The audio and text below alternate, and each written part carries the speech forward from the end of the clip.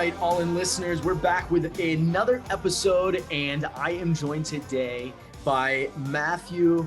Matthew, do you say your last name Baltzell? Yeah, like Balto the dog, like Balt and then Zell. One of Baltzell. my favorite movies when I was a kid. There we go, right? I love it, man. Well, hey, I want to dive right in. I want you to take us back before real estate. I mean, what were you doing? And before you amass what our listeners are gonna, come to find out is just a great portfolio. Like, what were you doing? How did you get into this world? Yeah. Well, first off, thank you for having me on the show. I'm glad we are able to finally connect. I know you had some trouble getting here, so much appreciated. But so as far as what I was doing before, so I mean, I kind of got started with single family homes back in like 2008. I was helping my mother manage some homes and whatnot, but I went on a little bit of a hiatus. So before I started getting into multifamily, right? Back in 2000 and like from 2010 to 2016, I was living in Los Angeles pursuing acting. And then I basically was like, okay, I want to get rid of this and I want to move abroad. So I attempted to move to Germany and I thought I wanted to live there. So I attempted to move to Germany. And then I went there, I got there, and it was just very difficult for me to live and have to do a bunch of like visa stuff. And I was like, do I even want to live here? And it was like, I think it was like 60 degrees in the middle of July. I was like, oh my God, like this is so cold. Like what's going on? Like what am I doing with my life? Yeah. Yeah. And I literally got rid of everything. Right. And so, I'm like, do I go back? I don't know what to do. And so I wound up moving to Thailand, getting a teaching job, met my wife out here, fell in love, got married in 2018. And when I was back, so when I was abroad, right, living in Thailand, I was thinking of my next moves and I was like, okay, what do I want to do as far as, when I go back? And I was like, okay, I want to get involved in real estate. I want to get involved in multifamily. But how do I do that living halfway around the world? So I got on Bigger Pockets and then I started a digital meetup. It only had between like 6 to 8 people. We met once a week we met once a week for maybe like 2 or 3 months. And somebody that was, they didn't join the group. They were just following my progress, liked what I was doing. And then after like the 3rd month or something, there was a startup for a private equity firm that was specializing in acquiring multifamily properties. And she was like, hey, let me introduce you to the lead principal. And I started doing some marketing stuff, started underwriting some deals. And then one thing led to another. And the next thing I know, I was working for the company. And then I was like, all right, great. Now it's like a long roundabout way to get involved in multifamily in the United States. I had to move halfway around the world. It's just kind of a nuts story. Yeah, that's crazy. And that was just back in 2018. So I mean, we're only talking a few years. Yeah. So yeah, I left the States in 2016. And then I started with the company 2000, like end 2017, beginning 2018. Yeah. So give me, I mean, since getting involved in this firm and really, deeply involved in multifamily. I mean, I want to take our conversation many different directions, from the whole halfway around the world piece, and many other things. But like, just give listeners an idea of like what your portfolio looks like today then. Yeah. So I'm a GP partner on 700 plus units. I don't know the exact number. I think my BIOS is like 748 or something like that, give or take. But yeah, so I partnered on properties in Atlanta and Florida, and now it's in Atlanta and in Florida. So yeah, that's basically where most of the properties consist of. And there's one in South Dakota as well recently, so which is a development deal. So, okay. I was happy to get in on that. And I got in, and when I started, I started on the ground up, right? And I also had a podcast. I used to have a real estate podcast as well. So I started a podcast when I was in Thailand for multifamily, had 114 episodes. And I saw people coming on my show trying to raise capital. I started working in private equity, raising capital. And I basically had this like podcasting real estate experience kind of going.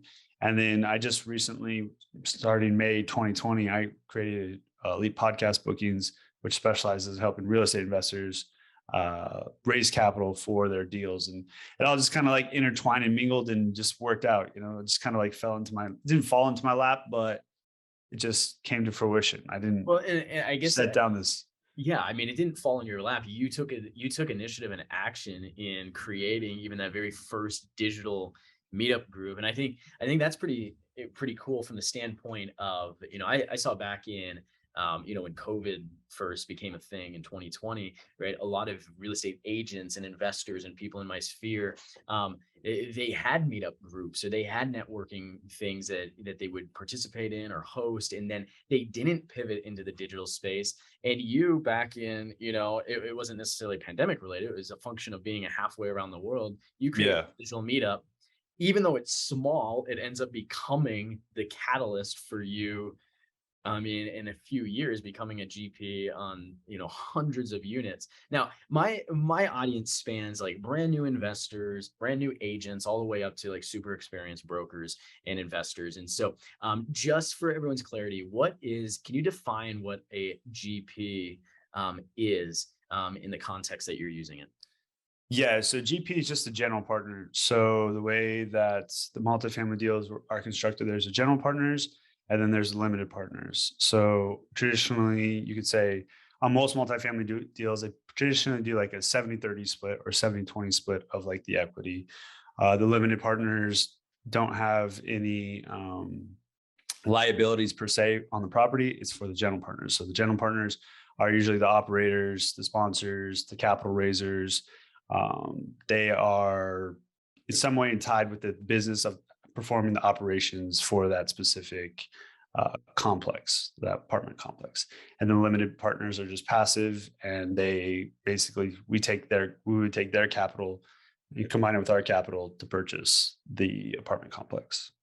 Fantastic. And yeah, I think that sometimes people get a little lost in that, and the way that you broke that down is super simple. So how did you decide that, I mean, in the first place, that it was going to be multifamily that you wanted to focus on? Was that just Yeah, so because you were in like I touched on it a little bit earlier. So I was initially, my mother had about a portfolio of like 10 to 12 properties, right? This was around like before 2008 happened. I would go in, demo crew, like start working on everything. And like, I just liked real estate, right? I just, you know, my mom would fix and flip properties, and I saw things were like, cool. I liked it. And then when I started being abroad, I started listening to stuff as far as like scaling, right? Scaling is like, okay, if you have 100 units or 200 units and 10 to 20% of your tenants leave, well, now you have, you know, 100 and whatever, 180 tenants still left. And I was like, wow, okay, that really resonated with me because 2008 happened and people just weren't paying. People just were not paying, and my mom had to pay for the properties.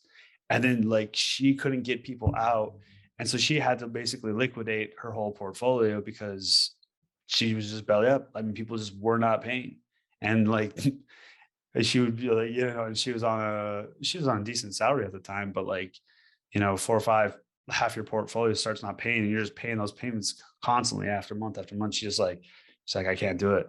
Yeah, And so that everything that was an asset in her portfolio instantly became a liability in the yeah, portfolio. yeah. And so that kind of always like resonated with me. Just like, I don't know, just see it. Like I actually like saw it. Like I would work on the buildings. Like I would see the residents like sit, squat, like Yeah. not leave. And it was like, yeah, So not a for pretty you, sight. you kind of saw scale as this way to diversify the risk in a way. Yeah, yeah. And I guess now that I'm, you know, talking about it out loud, I kind of see like I had to think, you know, when I'm abroad, right? I have to think kind of like more on like the digital realm too of like scale, right? And it's like, how can I reach people? Like, let's say, you know, the old way of like raising capital and networking is like the analog way, which would be, you know, going hands or shaking hands, kissing babies, going to conferences, uh, going to meet somebody at for lunch, right? Or, you know, taking them out for ice cream, whatever you want to call it. Like that stuff is still necessary, but that's like more old school. Now, new school would be, basically having a digital meetup or having a meetup conference online, or you are having Sunset Boulevard and you're on like Bravo, like having your own show selling real estate. Like these are things that are more digital, that are touching more of the masses. And American Express says that you have to have 7 different touch points before people decide to take action. So if you're able to expand your reach, as whether you're a realtor, real estate investor, or just in any media form, you're able to, like your podcast, right? I mean, it's not one-on-one, like we're having this conversation, but it's reaching masses. It's reaching thousands and thousands of people. And it's evergreen content that's going to continually, put your voice out there when you are sleeping. Your brand, your real estate investors, everything's being curated while you're sleeping. And that's the beauty of the digital format, as opposed to like, hey, I'll meet somebody every single day for lunch for 30 days and I've met 30 people, as opposed to meeting thousands of people. Yeah, and I think that that's what a lot of people like underestimate about, going the digital route in, growing a sphere of influence digitally. Is like you said, yes, we're having a one-on-one conversation, and yet we know that this episode is going to go just in the first week to hundreds and thousands of downloads, and you cannot do that in the analog space. And so, just being around the country just kind of forced you to, not the country, around the world, forced you to think Yeah, about this. for sure. For So sure. what is it? I want to dive into the raising capital piece specifically, then, if you don't mind, and Yep. and not just from the digital, but just like some of the things that you've learned about raising capital. I think, I've raised capital before, not at the scale that you have. It's something that I really enjoy. And I know that I've had limiting beliefs around it and other people do. It's like, how do I approach someone and ask them to write me, $150,000, $500,000 check, whatever it is, like on the spot? What are some of the things that you've learned about that process? Yeah. So one of the things that I heard that I like, it's always resonated with me, is Brandon Turner, right? The guy from Bigger Pockets. And No I one knows listened who to, he is. yeah, nobody knows who he is, right? And so he this was a while back, and maybe he still says it. I don't listen to it as much anymore, but he was saying, he was struggling with raising capital in the beginning, and he was saying that, he was looking at it wrong, right? He was thinking like needy, like, hey, give me your money, like I'm gonna do this thing. And he's like, once he started coming from like, I'm adding value to you, right? I'm offering you, we'll just say 7 and 9% preferred equity or preferred rate of return on your money, and you get a certain amount of equity, blah, blah, blah, blah, blah. And in return, like you give me money, I give you more money. And then when he's like started thinking of it that way, like I'm leading with value, like as opposed to coming to somebody needy, I have value, like I have legs to stand on, and I'm presenting you with an opportunity. If you don't like the opportunity, that's up to you, as opposed to like you're coming from a weaker position. Like, hey, like, would you like to invest in my deal? It's good. That's like you're already looking at it like people are already timid. But if you're coming at it from, a place of authority, if you're coming at it from like, hey man, I'm presenting you with an opportunity. Like, do you want to get on a championship team and ride this wave, or do you want to go to somebody else? It's like, well, this guy's confident. Like, he's presenting me with an opportunity. Like, tell me more about it. Oh, wow, you're blah blah blah. You're based out of Phoenix. You're looking in whatever, Tucson. Oh wow, wait, how long have you lived there? Oh wow, amazing, awesome. Now all of a sudden it opens up the conversation, as opposed to coming from a place of weakness. So when you're coming from a place of strength and you're presenting opportunities, then people see that and resonate with that more often than not. I think you're exactly right. When you were talking there, Matthew, I was thinking there's two sayings. So I run Keller Williams brokerages, and in KW we have a lot of different sayings, and they're probably not original to us. But I was thinking about the phrase "come from contribution." Right? Mm, When you're going to raise capital and presenting a deal that you believe in, it is an opportunity. You are contributing to that person's overall wealth building. And then the other thing is just from a mindset perspective. We change the way you look at things, and the things you look at change. And so it mm. goes from that needy position, like you said, to this place of like looking at it in an abundance of, creating again wealth for other people if they want to step into that opportunity with you. And ultimately the decision is theirs, right? And then it's like if they don't want to, no harm, no foul. Uh, Yeah. So there's that aspect. What have you learned then about the like mechanics of like doing this digitally? What's changes from when I, take someone out to dinner and I sit at the dinner table and I'm asking them and presenting an opportunity as opposed to doing it in the digital space? Yeah. So a lot of this stuff cross pollinates with, let's just say, even real estate agents, right? So a lot of stuff. So if you're looking at your digital footprint, right? What does your website look like? What does your logo look like? What do your graphics look like? What does your newsletter look like? What does your social media look like? If you can think of anything in the digital sphere, what does that look like? What do you look like on podcasts? What do you sound like? You know what I'm saying? Like if I've, this is the first time I'm meeting you, right? But if this is the first time somebody's going to meet you as a potential investor and you can't even buy a nice microphone, you can't even have a nice camera. It's grainy. It looks like you're shooting out of like, an old tin can or something. It's like, this guy can't even buy a new microphone. What makes you think he can handle my money?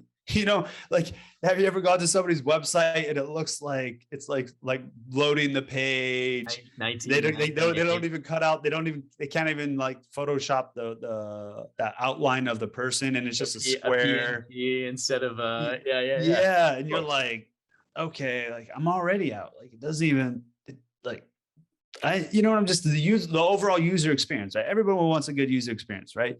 Whatever app you're using, you just want a good user experience. So people are going and they're finding your website and it's not a good user experience. Or if they're finding you on social media and you don't have professional photos, you don't have professional icons, you know what I'm saying? Like it's just all going to be fragmented. So clean up everything that you can as far as being a digital native online, like your LinkedIn profile. How many people on their LinkedIn profile don't even have a banner?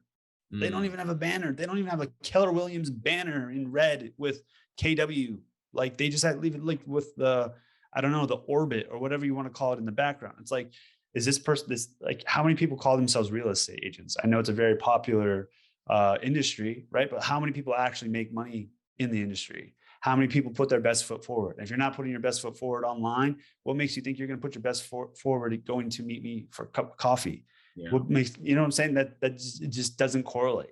So if you're not doing it now from your home office space, where it's the easiest place to be doing it ever now, you're not going to be doing it in the hitting the boots, walking the ground, out walking the talk. You're not going to be doing it there either.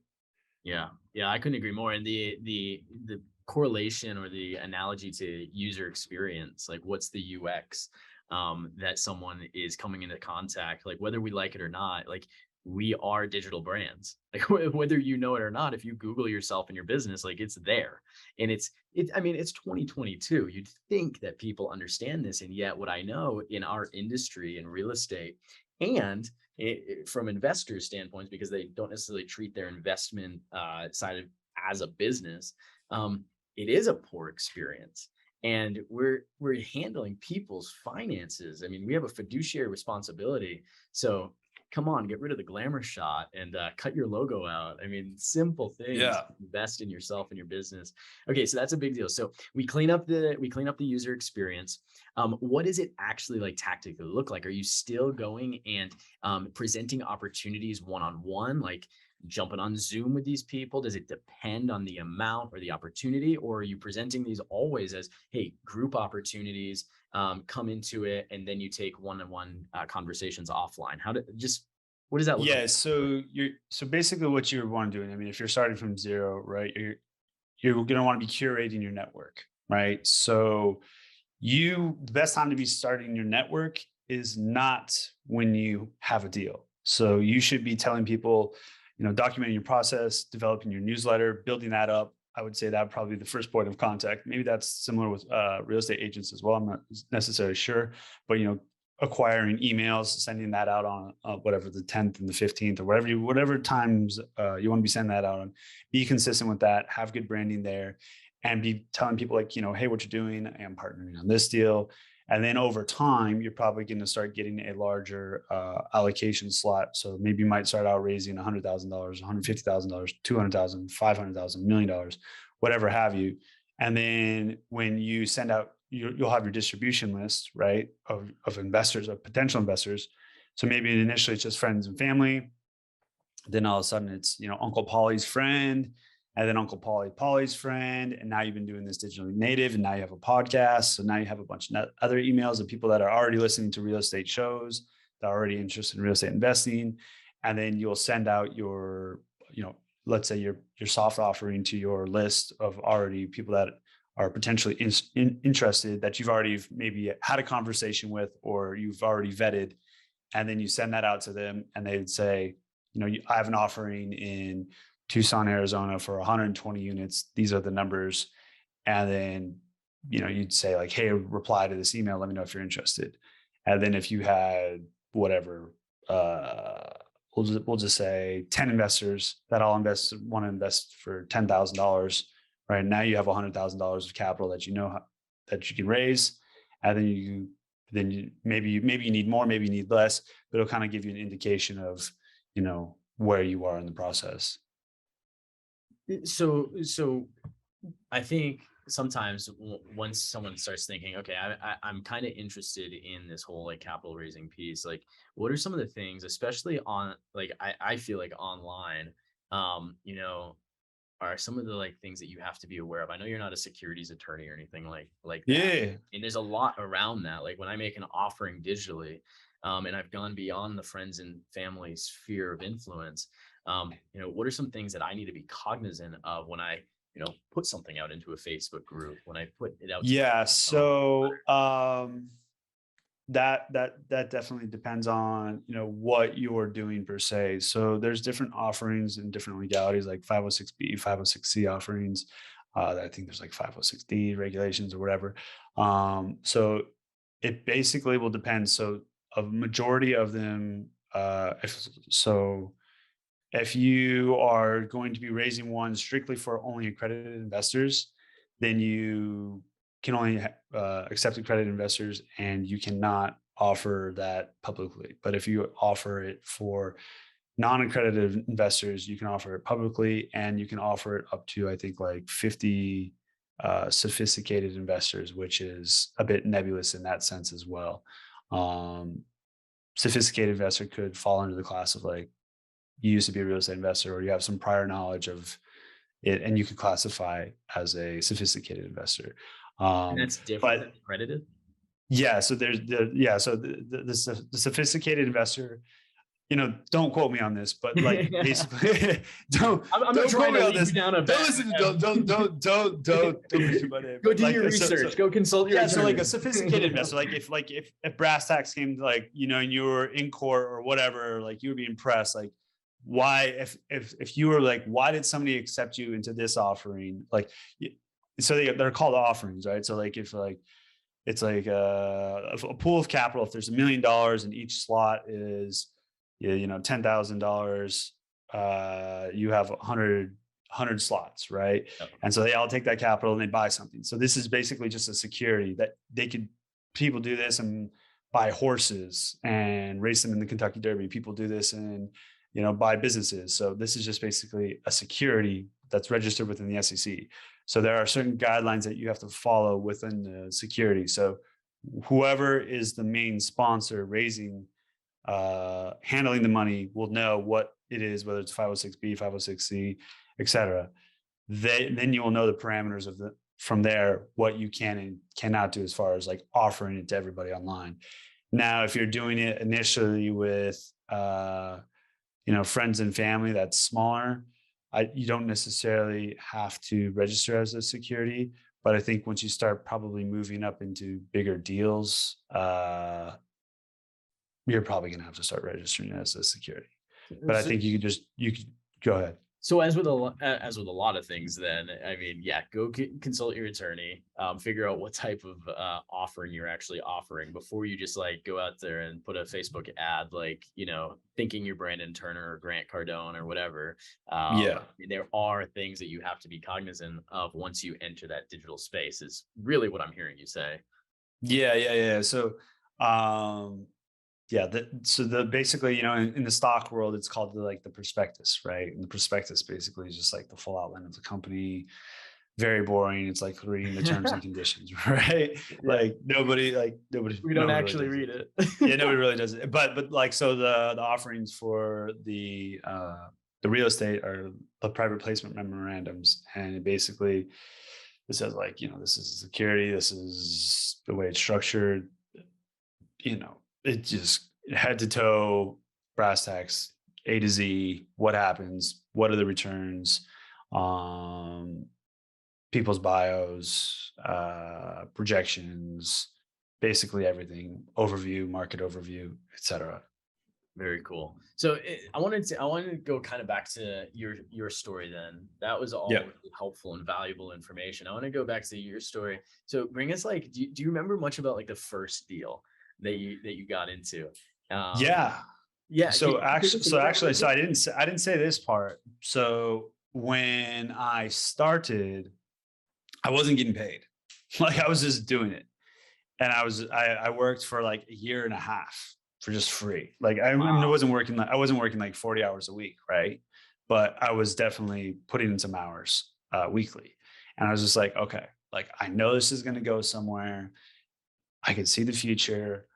And you just kind of, like, if you have like a gut, if your gut instinct, you're just like, listen, I'm just going to do this. And I was just grinding. And then after, so the firm did their first deal, and then on the second deal, I was offered a general partner share, and then the second one, then the third one, and then the fourth one. And so from there, like, just the first time I got it, I was like, wow, this is great. Like, I got equity. Like, Yeah. yeah, I did it. Like, I'm a GP, man. Woo. Like, yeah, it was cool. It was very You, cool. It was, you get the hat. yeah, yeah. I made myself a little hat, but yeah, no, it was cool. Like, oh, sorry, my camera turned off for a second. My apologies. Oh, no Okay, worries. yeah, yeah. I got the hat, and you know, the crown, man. I just wore it. It was cool, and I don't know. The thing that I thought was like the coolest part about it is just like, I made it happen, living halfway around the world, and to me, like, that was like the coolest thing about it. Is like, I was like, man, if I lived in America, like, this would be so much easier.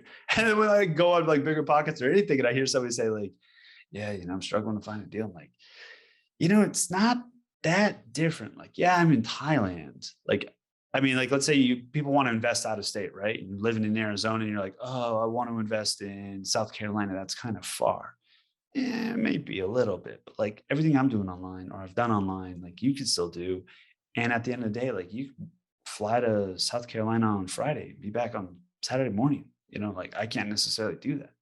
So I don't know. I feel like people kind of make excuses, and they kind of compartmentalize themselves, and they think, Yeah. oh, I can't do this, I can't do that.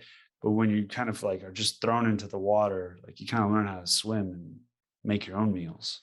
Yeah, I mean, I wish I had my co-host Joe here to help jog my memory, but I think it was around like episode like 40 or 50.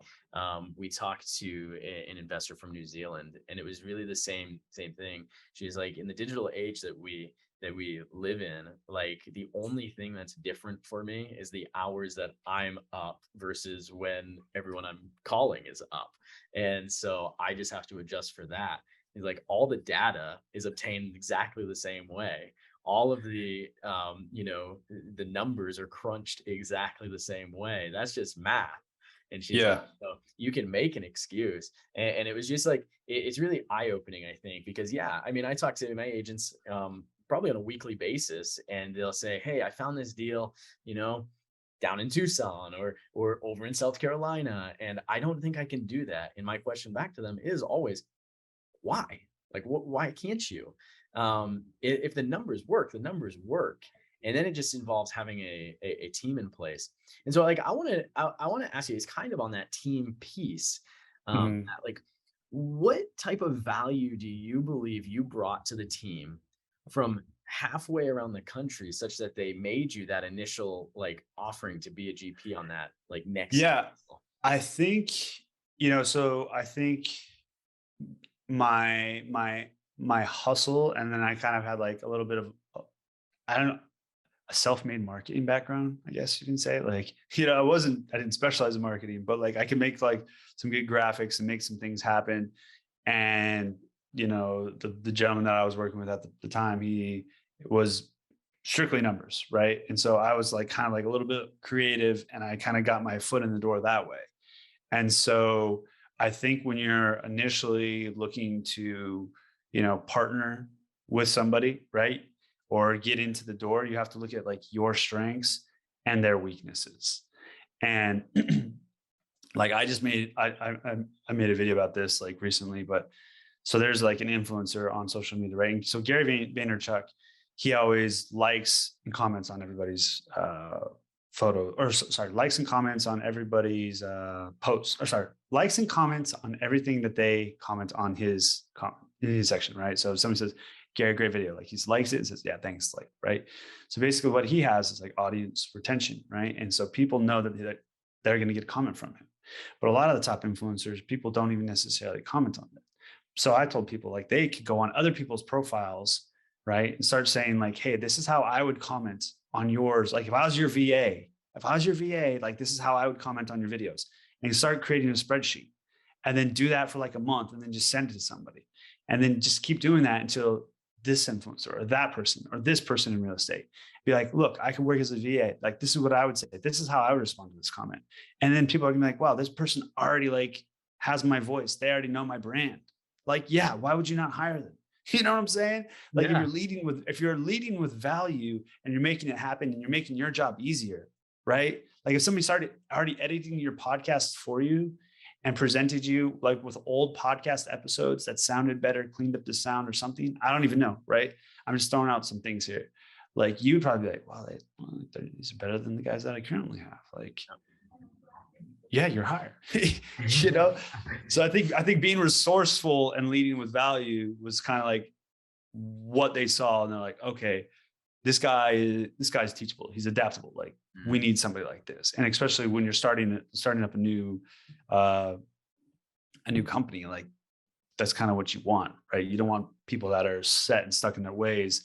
And from what I've seen and what I've learned in like real estate too, is like a lot of like the people, like real estate's almost like a good old boys club. It's like, who do you know? Things move slow, like a lot of the guys, capital raisers, et cetera, like they don't even know how a landing page, like they're like website, like what? Like I basically crunch numbers, it's like, so there's almost like a problem and then there's a solution. Yeah. And then if you're solving people's problems, then whatever industry, whether you're a real estate agent, a real estate investor, or you're a VA, like that's all entrepreneurship really is, I guess. Yeah. Yeah, that's really good. I want to talk to our listeners out there for a second, because you may be sitting there and thinking to yourself, like, I think this happens a lot. My strengths, I don't necessarily view as strengths that other people need. I just assume that since they're my strengths, other people are already good at those things. And I don't know if that ever happens to you, Matt, but like I hear a lot of agents or see a lot of agents who do have really good marketing or graphic or copywriting skills, but just because they're good at it, they don't necessarily see how valuable of an asset that is to someone else. They just assume like, well, I can do it, everyone must be able to do it. And so I think it takes like stepping back and being able to see the skills that you have at such a level that you then can go make yourself invaluable to someone else. And so if you're out there and you hear what Matt's saying, you're like, I'm really good at this. Like there's someone who needs that skill. And then it just becomes a prospecting and lead gen game, kind of like you were saying, like to reach out and let them know and show them that is a strength of yours. So really, really good stuff, Matt. I'm curious, like, okay, so you've reached this like level of scale. You're, around the world living your best life. Like, what do you see as like what's next for you and your business and portfolio? Yeah. So as far as, my current focus right now is primarily building out the company for Elite Podcast Bookings for the real estate investors. Now, what do I see next is like the next like overall trend, and people have already seen this, is video is king. So Instagram is already moving to video. Everybody and their mom is moving to video. We're having this over video. Like people want to see people in video. It's the best way to communicate. Like I think it's one of the best ways to communicate. So as far as like the company is concerned, what we're trying to do is like break up macro content and break it up into micro content and help people facilitate uh, their micro content strategies for real estate investing.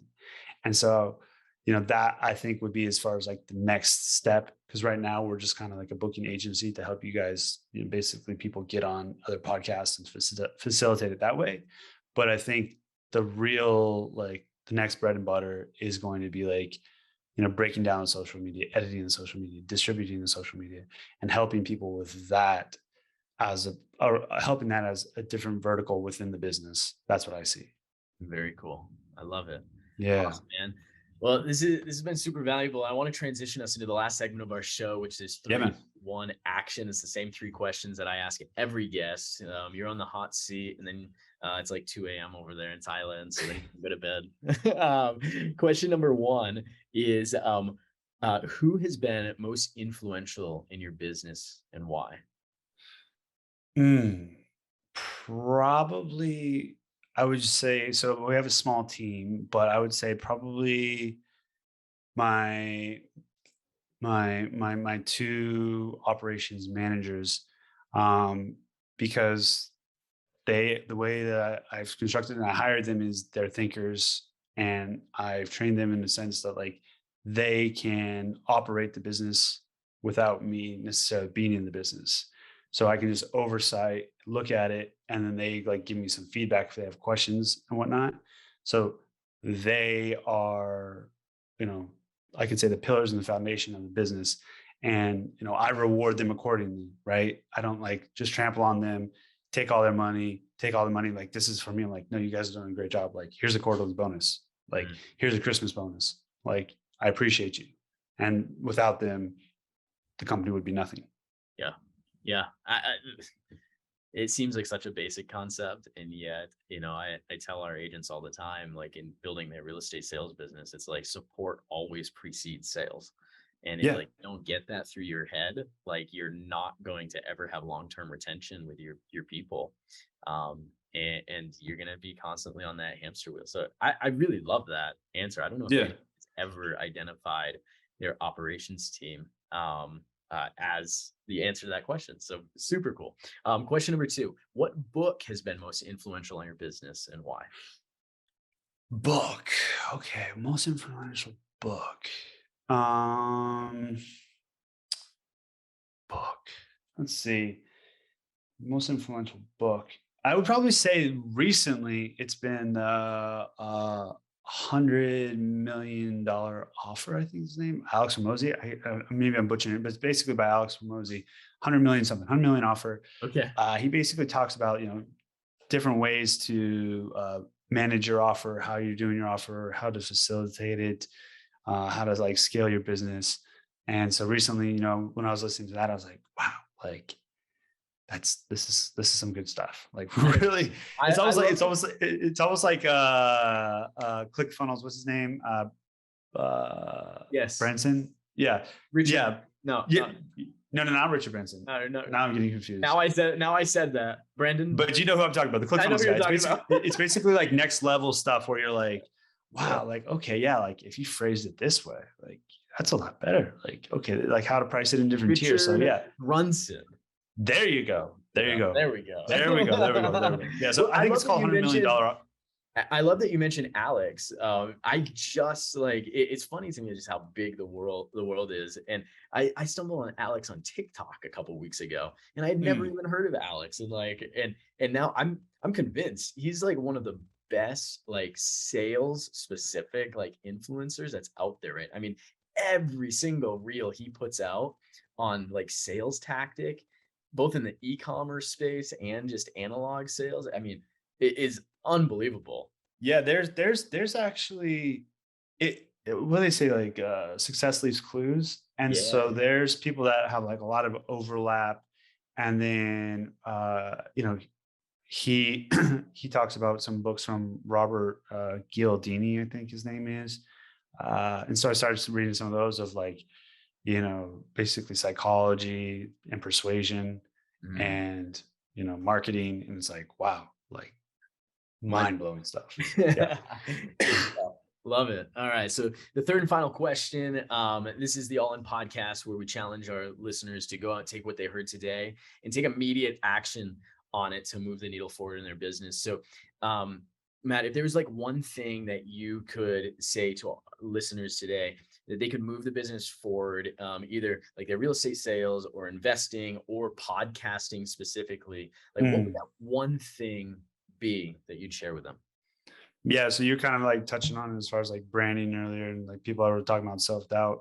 What I would say to people is, you are a unique individual and nobody can clone that, right? Nobody can be that. Nobody can clone you, David, right? So a lot of time when people are raising capital, they think like, oh, who am I to raise capital? Like, a lot of people are raising capital, right? Or who am I to be another real estate agent? Like, I want to hear what you have to say. I want to buy from you because I like you. I like your voice. I want to listen to what you have to say about the market. I don't want to listen to the person on CNBC. I want to hear what you have to say about the Phoenix market. I want to hear what you have to say about podcasting. I want to hear what you have to say.